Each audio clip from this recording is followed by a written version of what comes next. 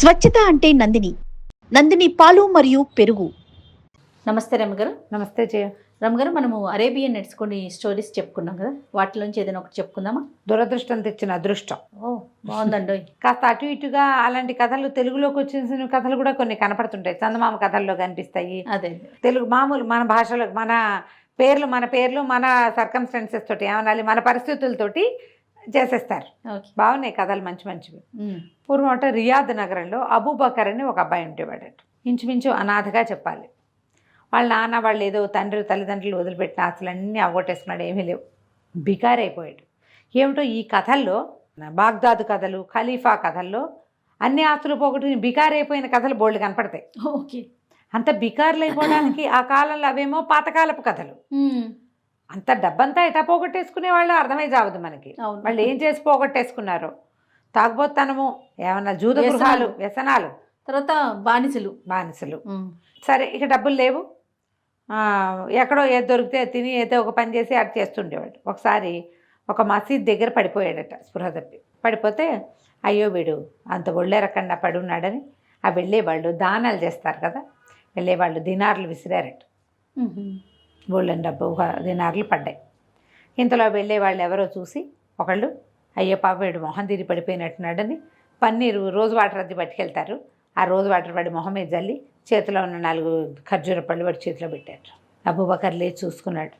ఒళ్ళెరకుండా నిద్రపోతున్నాను, road మీద పడుకున్నానని చూస్తే తన మీద అంతా రూపాయి బిళ్ళలు, దినార్లు గబగబా ఏరుకున్నాడు. ఎవరో మహానుభావులు వేశారని ఆ ఖర్జూర పళ్ళు తిని కాస్త ఓపిక వచ్చాక ఏం చేశాడు, దీనార్లు పుచ్చుకుని 2 ఖర్జూరాలు తింటే అంత పడిపోయిన స్పృహతపై ఇదిగా ఉన్నవాడికి కొంచెం ఎనర్జీ వస్తుంది. వెళ్ళి ఆ దీనార్లు పెట్టి పళ్ళేవో కొనుక్కున్నాడు. కొనుక్కునేసరికి ఆ పళ్ళు పోల్చి తిరగపోతుంటే కోత అక్కడ కూర్చుంది. వాడికేసే చూస్తుంటే ఏమనుకున్నాడు అబూబకర్, అయ్యో పాపం దీనికి నాకు మళ్ళీ ఎవరో ఉండుంటారు, తిండి కోసం చూస్తుంది అని చెప్పేసి పండు దాని చేతిలో పెట్టాడు. ఆ పట్టకటకా తినేసింది.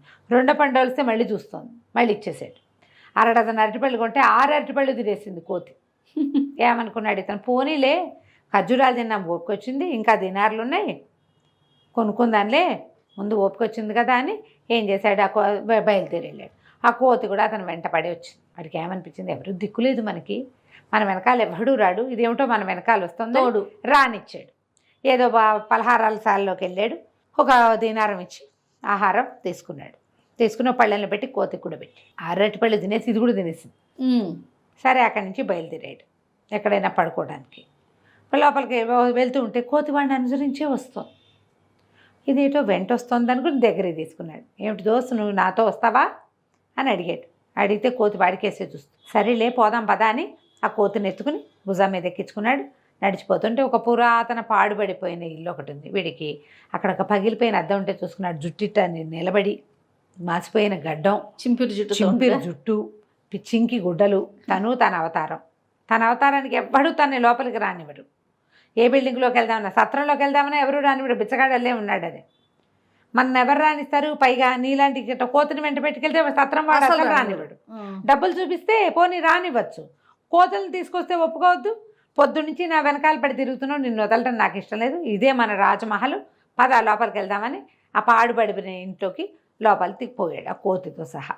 లోపలికి వెళ్ళి ఆ కోతిని దించి ఏదో నేల తుడుచుకుని పడుకుందామని ఆ నేల తుడుస్తుంటే పక్కన దింపిన కోతి ఉన్నట్టుండి ఒక అబ్బాయిగా మారిపోయింది. తెంగుమని చక్కగా ఉన్నాడు వాడు. ఉండేసరికి వీడు ఆశ్చర్యపోయాడు. అబూబకర్, ఏంటి ఇలా మారిపోయావు అంటే, నువ్వు చాలా మంచివాడివి, నీ వల్ల నా ఆకలి తీరింది, 3 రోజులుగా ఈ ఊళ్ళో తిరుగుతున్నా, ఎవ్వడూ నాకు తిండి పెట్టలేదు, నీకు వచ్చిన దినారు నీ అన్నం మానేసి నువ్వు తిండి మానేసి నాకు పెట్టావు, అరటిపళ్ళు వీడికే పెట్టేశాడుగా కోతికే, నేను నీ అదృష్టాన్ని, నీ దురదృష్టం ఇవాళ నుంచి పోయింది, నేను నీ అదృష్టాన్ని చూడు, నీ జీవితాన్ని బాగు చేసేస్తాను అంటే నిన్నేమని పిలవాలంటే హసన్ అని పిలవమన్నాడు. హసన్ వీడు అక్కడి నుంచి ఏం చెప్పాడంటే, నేను నీకు ఒక్కడికే కనపడతా, ఎవరికీ కనపడి, నేను నీకు డబ్బులు ఇస్తా, బయటికి వెళ్ళి చక్కటి బట్టలన్నీ కొనుక్కురా, శుభ్రమైన బట్టలు కట్టుకుంది కానీ హాయిగా ఉంది, కానీ నేను ఈ నగరానికి రాజుని చేస్తాను నేను అన్నాడు. అదృష్టం కలిసి వచ్చింది. ఎటా వస్తుంటే వస్తాయి ఎటాగే అదృష్టాలు, ఏకంగా రాజే. ఈ దురదృష్టం పోయి అదృష్టం వచ్చేస్తుంది. అక్కడి నుంచి ఏం చేశాడు, బట్టలు గిట్టలు మంచి బట్టలు వచ్చినాయి. చక్కగా వీడు శుభ్రంగా స్నానం చేసి తలకైని ఇటుగా దువ్వుకుని, స్నానశాలలు ఉంటాయి ఆ ఊళ్ళో, స్నానశాలకు వెళ్ళి చక్కగా తలంటి పోయించుకున్నాడు. బాగా వచ్చాడు, మంచి బట్టలు వేసుకున్నాడు. అక్కడి నుంచి హసన్ ఏం చేశాడు, ఒక దంతపు పెట్టిచ్చాడు, దాని నిండా బంగారపు వస్తువులు వేసిచ్చాడు. నువ్వేం చేస్తావంటే దంత పెట్టుకుని రాజుగారి దగ్గరికి వెళ్ళు. రాజు దగ్గరికి వెళ్తే రాజుగారి ఈ వస్తువు చూసి చాలా సంతోషిస్తాడు. ఇది ఇక్కడ దొరికేది కాదు. మరి ఆయన ఏం కావాలి అని అడుగుతాడు. మీ అమ్మాయిని ఇచ్చి ఫరీదా బేగం నుంచి పెళ్లి చేయమని అడుగు. తెల్లబోయాడు అబూబకర్. ఇంకా నయం, రాజుగారి అమ్మాయిని పెళ్లి చేసుకోవడం ఏంటి? ఫరీదా బేగం మన మనుషులకి మనకి కంటికి కూడా కనబడదు. ఆ అమ్మాయిని పెళ్ళిట చేసుకుంటుంటే రాజు చేస్తాడయ్యా, నీకెందుకు, నేనున్నా కదా నీ అదృష్టాన్ని చెప్పు అనేసరికి సరే ఒప్పుకున్నాడు. 2-3 రోజులు చక్కగా తిని బాగా తయారయ్యి మంచి బట్టలు వేసుకుని దంత పుచ్చుకొని రాజుగారి దగ్గరికి వెళ్ళాడు, సుల్తాన్ దగ్గరికి. వెళ్తే బయట అంతకుముందు ఎప్పుడు ముష్టి వాళ్ళని ఇలా మురికి చింకిగుడ్డల వాళ్ళని రాజభవనపు రోడ్డు మీద కూడా రానివ్వరు సైనికులు. కానీ వీడిని చూసి జీహుజూర్ అంటున్నారు. ప్రతి వాళ్ళకి తలా ₹1 ఇచ్చుకుంటూ లోపలికి వెళ్ళాడు, దినారాలు ఇచ్చుకుంటూ. రాజుగారిని చూశాడు. రాజుగారు అన్నారు, అబ్బో ఎంతో బాగున్నాడు కుర్రాడు, ఎంత బాగున్నాడు, 27 అట్లా ఆ వయసు ఉంటుంది వాడికి. బాగున్నాడు, మంచి బట్టలు, చెంకీ పని దాని నిండా, ఈ ఊళ్ళో జరిగేవి కాదు, ఎక్కడదో ఈ వస్తువు, ఈ బట్ట, ఆ క్లాత్ చాలా బాగుంది, వాడి డ్రెస్సు బాగుంది, డ్రెస్సులో వాడు బాగున్నాడు, వాడు తెచ్చింది దంత పెట్టే ఇంకా బాగుంది. దంత పెట్టే చూసేసరికి రాజు ఆశ్చర్యపోయాడు. ఆ సుల్తాన్ చూస్తే ఏముంది, అందులో అన్ని వజ్రాభరణాలు అవి ఉన్నాయి. చాలా ఆశ్చర్యపోయాడు. మీకేం కావాలి, నేను మీకేం చేయగలనంటే, అంటే మీరు చేయగలరో లేరో అన్నాడు. ఏం కాదు, నువ్వు ఏది అడిగినా చేస్తాను అనేసరికల్లా సరే రాజు అన్నాడు, చెప్పు అనేసరికి మనవాడు అబూబకర్ చెప్పాడు, ఫరీదా బేగంని వివాహం చేసుకోవాలనుకుంటున్నాను, మీ అమ్మాయిని నాకు ఇచ్చి పెళ్లి చేయండి అన్నాడు. రాజుగారు గతుక్కుమన్నాడు. వజీర్ కేసి చూశాడు. వజీర్ దగ్గరకు వచ్చి నుంచున్నాడు. ప్రభు, మనం ఆలోచించద్దు జహాపన, ఎందుకంటే ఒక్కడే అబ్బాయిల్లే ఉన్నాడు, ఏమి ఫ్యామిలీ లేదు, ఎక్కడి నుంచో వచ్చాను, పురాతన కాలపు సంపదనలు ఉన్నాయని చెప్తున్నాడు. ఏం సంపద ఉందో కనుక్కుందాం, మనకైనా తాడు బొంగరాలు లేనివాడే కావాలి, మన అమ్మాయిని తీసుకుపోకూడదు, వాడు ఇక్కడే ఉండాలి, మనకంటే ఆస్తిపరుడు అయి ఉండాలి. ఎవరికైనా పిల్లని ఇచ్చేటప్పుడు ఆస్తిపరులు కావాలి. సరే బాగుందిగా, అందుకని సరే చేయమన్నాడు. వజీరే చెప్పాడు. సుల్తాన్ వారి దగ్గర అద్భుతమైన రత్నహారం ఒకటి ఉంది, కొన్ని కోట్ల ఖరీదు చేస్తుంది, మా రాజ్యం కంటే దాని విలువ ఎక్కువ. అలాంటి రత్నాభరణాలు ఏమైనా మీ దగ్గర ఉంటే చూపించండి, అప్పుడు మా అమ్మాయిని మీకు ఇచ్చి పెళ్లి చేస్తాం. మాకంటే ధనవంతుడు కావాలి కదా అల్లుడు, దామాది ఎప్పుడు ధనవంతుడు కావాలి అనేసరికల్లా అబూబకర్ చూపించండి నేను చూస్తాను అన్నాడు. రాజుగారు ఇంత పెట్టోడు తెప్పించారు. ఆ పెట్టెలో పెద్ద రత్నాభరణం ఒకటి ఉంది, బ్రహ్మాండంగా, ఎంత బాగుందో. అక్కడి నుంచి కోసేసాడు వీడు.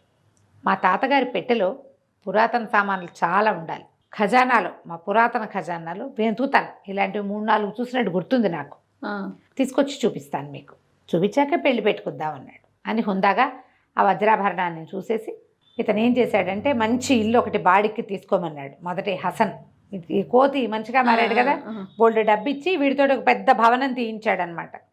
ఆ భవనంలో ఉంటున్నారు. అక్కడికి వెళ్ళి ఆ హసన్ లోపల కూర్చుంటే వాడిని చూసి మెళ్ళ ఉన్న వస్తువులన్నీ తీసి పారేసి చొక్కా విప్పేస్తూ, మనకేం పెళ్ళవదు గిళ్ళవదు, ఆవిడ కోసేసి వచ్చాను, మన దగ్గర ఎక్కడ అట్టాటి ఆభరణాలు, అది ఎంత బాగుందో, అట్టాటి ఆభరణాలు దొరకవు అంటే అది ఎట్టా ఉందో గీసి చూపించమన్నాడు.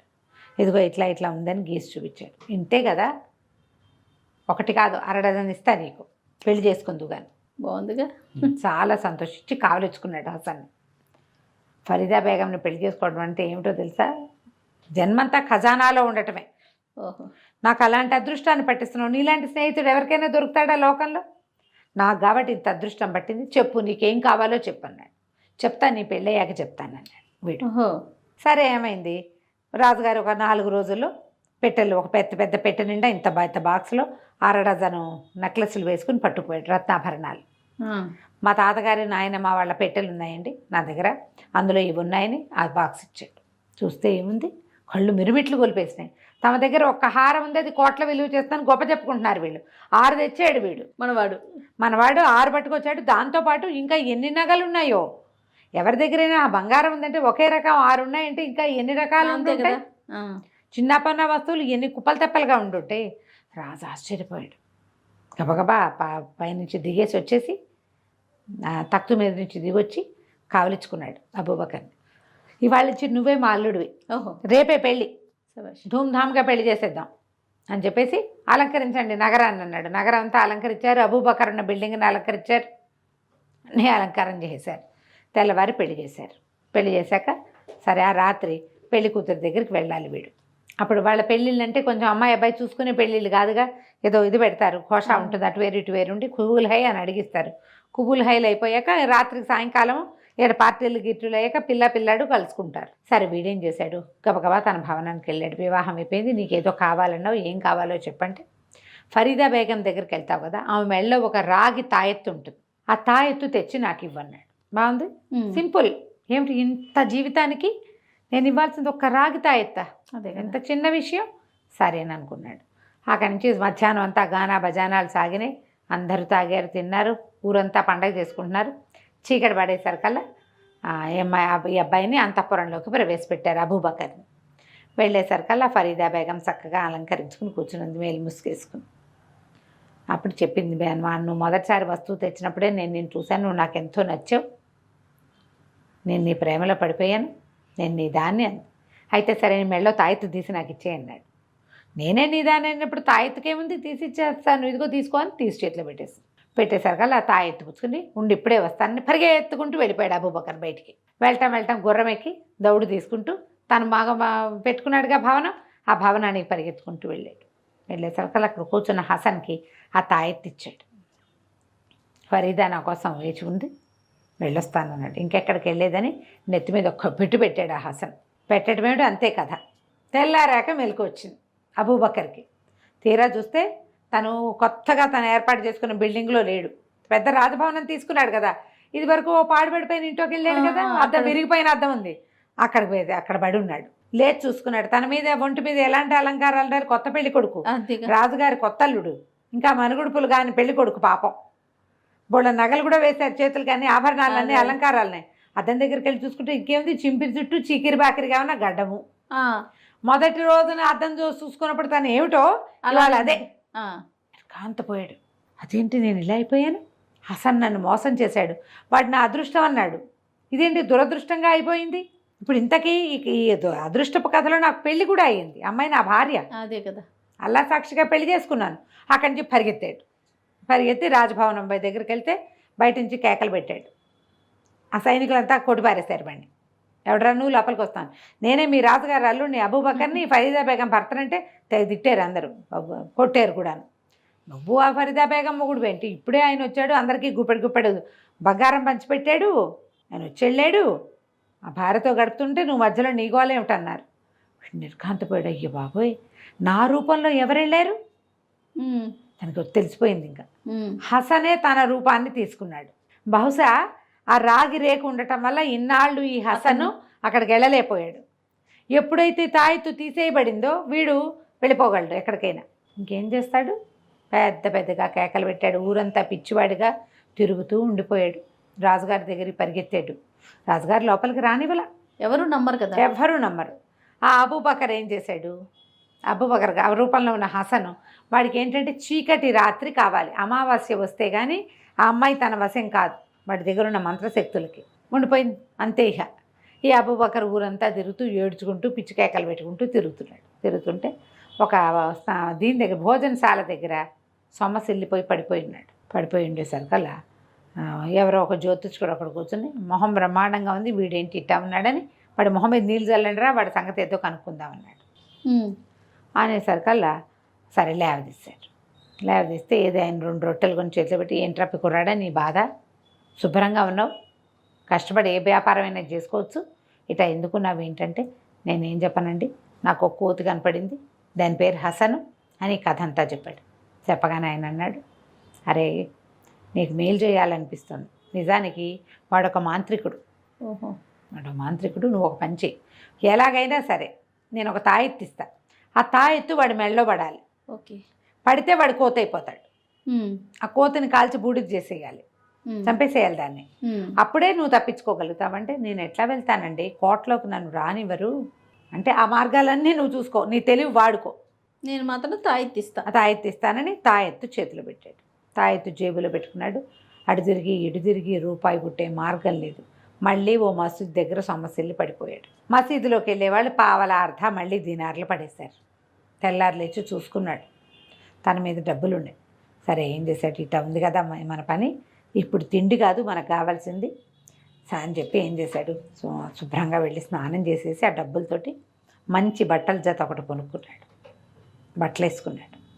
బట్టలు వేసుకుని ఏం చేశాడంటే ఆ ఊళ్ళల్లో మనకి రంగురాళ్ళు కొన్ని కనపడతాయి, తలతళ్ళాడే వజ్రాలు. వజ్రం కాదు, పాడు కాదు, గాజురాయి. ఊరికలా మెరుస్తూ ఉంటుంది. ఊరికే మెరుస్తూ ఉంటుంది. అక్కడి నుంచి ఏం చేశాడు, ఒక గులాబీల దండా కొన్నాడు. వాడి మీద పడిన దీనార్లు దీంతో ఫినిష్ అయిపోయినాయి. సరే, అక్కడి నుంచి ఏం చేశాడు, ఒక స్వీట్ షాప్ వాళ్ళ దగ్గరికి పోయాడు.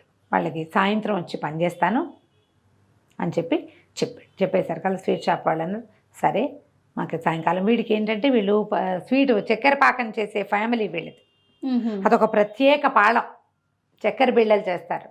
ఆ పని తెలిసిన వాడు రేర్గా ఉంటాడనమాట. వీడికి సొంత వృత్తి చేయటం ఇష్టం లేదు ఇప్పటిదాకా. ఇప్పుడు వృత్తి చేయడానికి డిసైడ్ అయ్యేసరికల్లా 10 వరహాలు జీతం, 10 దినార్లు జీతం. అయితే ఏమన్నాడు, ఒక 5 దినార్లు ఇప్పుడు ఇచ్చేయండి, పని మొత్తం ఈ నెలంతా పనిచేశాక తతిమా 5 దినార్లు ఇద్దరు, కానీ డబ్బు అవసరంలో ఉన్నానంటే వీళ్ళ ఫ్యామిలీ తెలుసు వాడికి. ఆ స్వీట్ షాప్ వాడు ఏం చేశాడు, 5 దినార్లు వీడి చేతిలో పెట్టాడు. వీడు 5 దినార్లు, గులాబీల దండ, మేలిమిగా అనబడే చవక రకం వజ్రము, ఆ రాయి పుచ్చుకుని మన రాజుగారి దగ్గరికి పోయాడు. బయట వరుసగా సైనికులు ఉంటారు కదా, తలా 1 దినారు చేతిలో పెట్టాడు.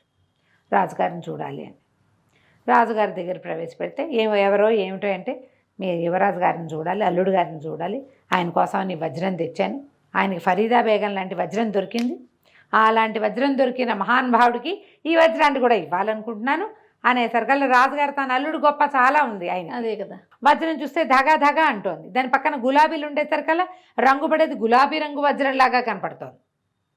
సరే, అల్లుడు గారు రూముకి దారి తీయించాడు. అల్లుడు గారే వచ్చాడు. ఇక్కడికి వచ్చేసరికల్లా ఫరీదా బేగం వెనకాల ఎక్కడో ఉంది, ఆవిడ ఘోష కదా, రాజుగారు, వజీరు, అల్లుడు గారు ముగ్గురు నుంచున్నారు. వీడేం చేశాడు, ఆ గులాబీల దండలోనే తనకి తాయెత్తు ఇచ్చాడు కదా జ్యోతిష్కుడు, తాయెత్తుని కట్టేశాడు. దండ వేసేసరికల్లా ఆ వజ్రం చేతిలో పెట్టి ఆ దండ వేశాడు. వెయ్యటం ఏమిటి, మరుక్షణం అంత పొడుగునున్న హసన్ గాడు ఒకేసారి అబూబకర్ రూపంలోనే ఉన్నాడు కదా, కుదించిపోయి కోతి పిల్ల అయిపోయాడు. అయిపోవటం ఏంటి, వీడు ఒక్క ఎగిరెగిరి ఆ కోతిని గట్టిగా పుచ్చేసుకున్నాడు. సుల్తాను, వజీరు కేకలు పెట్టారు, ఎవడ్రా మా అల్లుడిని కోతిని చేసావు దుర్మార్గుడా అని అరిచర్చి కేకలు పెట్టారు. కేకలు పెడితే, వీడు నిజంగా కోతేనండి, అబూబకర్ని నేను, నాకే మీ అమ్మాయి నుంచి పెళ్లి చేశారు మొన్న, నేనే మీకు వస్తువులు తీసుకొచ్చి చూపించాను అనేసరికల్లా, నువ్వే మోసగాడివి ఎందుకు కాకూడదు, నువ్వు మా అల్లుడిని ఇట్లా చేసి నువ్వే మోసగాడివేమో అని అన్నాడు రాజు. ఇంతలో ఒక జ్యోతిష్కుడు లోపలికి వచ్చాడు. ఆయన ఎవరు, వీడికి తాయెత్తు ఇచ్చినవాడు. ఓకే, ఇంతే కాదు, ఆ ఫరీదా బేగం మెడలో ఉన్న రాగి తాయెత్తు ఇచ్చింది కూడా ఆ జ్యోతిష్కుడు. ఓహో, ఆ జ్యోతిష్కుడు ఏం చెప్పాడంటే, కాదు, ఇతనే మీ నిజమైన అల్లుడు, మనం 11వ ఏట కట్టాం తాయెత్తు, ఆ 11వ ఏట ఆ అమ్మాయి మీద ఒక అఘాయిత్యం జరిగింది. ఇట్లా మా మంత్రశాలి ఒకడు అఘాయిత్యం చేశాడు, మీకు జ్ఞాపకం ఉంది కదా, అప్పుడు నేను ఒక తాయెత్తు ఇచ్చాను, వాడు పెళ్లి చేసుకున్నాడు. ఇది ఎప్పుడైంది, పౌర్ణమి నాడు పెళ్ళయింది. 15 రోజుల్లో అమావాస్య వస్తే కనుక ఆ అమ్మాయి అతనికి స్వాధీనం పడిపోతుంది. అందుకోసం ఈ 15 రోజుల నుంచి ఈ పిల్లతో కాపురం చేయలేదు, ఈ వారం నుంచి ఇతను ఊరికే కబుర్లు చెప్తున్నాడు. అవునా కాదా అంటే, అవును, రోజు కబుర్లు చెప్పుకుంటున్నామని చెప్పింది ఆమె. ఆ రాత్రి అయ్యేదాకా వీడికి అమ్మాయి అవైల్ కాదు. ఇందులోకి లోపలికి కోటలోకి ప్రవేశించడానికి ఆ రాగిది అడ్డం ఉంటుంది కాబట్టి ఈ అబూబకర్ని పట్టుకున్నాడు. అబూబకరే మీ నిజమైన అల్లుడు అనేసరికి రాజు ఆశ్చర్యపోయాడు. ఆయన నుంచి సైనికులు పిలిపించి దీన్ని కాల్చి మస్ట్ ఏంటంటే ఆ కోతిని కాల్చేశారు, దాన్ని దహనం చేసేసారనమాట. 2 దెబ్బలు కొట్టి దహనం చేసేస్తే ఇంకా ఆ అమ్మాయి మీద నుంచి ఆ సాయ పోయిందనమాట. ఇంకా తాయెత్తులు గీతలు కట్టక్కర్లా. అబూబకర్ వెళ్ళి ఫరీదా బేగంని పెళ్లి చేసుకున్నాడు. పెళ్లి చేసుకోవడం ఆల్రెడీ పెళ్ళి అయిపోయింది కదా. తర్వాత ఇంకా భార్యాభర్తలు ఎంతకాలమో అక్కడే ఉన్నారు. సుల్తాన్ గారికి ఒక్కతే కూతురు. తర్వాత పిల్లలు పుడతారని చూశారు కానీ ఇంకా పిల్లలు కలగలేదు. ఈ అబూబకర్ ఫరీదా బేగంతో కాపురం చేసుకుంటూ హాయిగా పిల్లలు కానీ చాలా మంచి రాజుగా ఎందుకంటే ఈ మన మసీద్ దగ్గర 2 సార్లు ప్రజలు చేసిన దానమే అతన్ని కాపాడింది. అందుకని తప్పకుండా ప్రతి వాళ్ళు దానం చేయాలని ఒక శాసనం చేశాడట. చేసి చాలా కాలం ఆ రియాద్ రాజ్యాన్ని పరిపాలించాడు. కథ కంచికి మనం ఇంటికి. నమస్తే రమ్మగారు. నమస్తే చెయ్యి.